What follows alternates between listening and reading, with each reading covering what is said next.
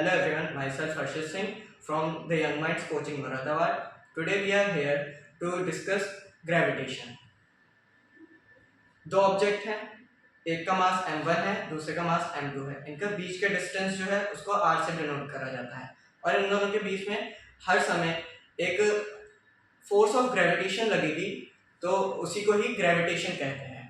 इसी के ऊपर बेस्ड हमारा एक न्यूमेरिकल है, उसे डिस्कस करेंगे. हमारा न्यूमेरिकल है. Now how does the force of gravitation between two objects change when the distance between them is reduced to half. Question में कहा गया है, जैसा कि मैंने अभी बताया कि दो ऑब्जेक्ट हैं, उनके बीच का डिस्टेंस r से डिनोट कराया गया है. जो डिस्टेंस है वो हाफ हो गया इस केस में. तो फोर्स जो मैंने आपको बताया था उनके बीच में फोर्स लगेगी, वो फोर्स होती है capital G m1 m2 upon r square. यहाँ पे एक बार फिर से समझ लेते हैं. दो ऑब्जेक्ट हैं, एक का मास m1 m2 और जो डिस्टेंस है वो r है. इस केस में हमारा डिस्टेंस जो है बीच का वो हाफ हो गया है.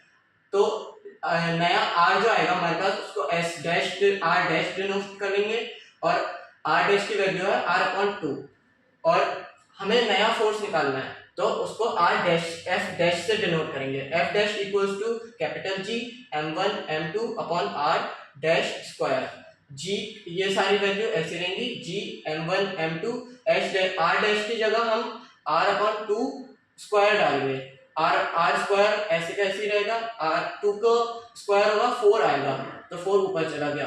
अब जैसे कि हमें पता ही है कि g m1 m2 upon r square force होता है, तो ये फोर्स हो जाएगा और यहाँ पे 4 है, तो हमारा जो फोर्स होगा वो 4 टाइम्स हो जाएगा. तो हमसे यही पूछा था कि f डैश की वैल्यू निकालनी है. The force of gravitation becomes 4 times of the original value f थी उसका 4 टाइम्स हो जाएगा.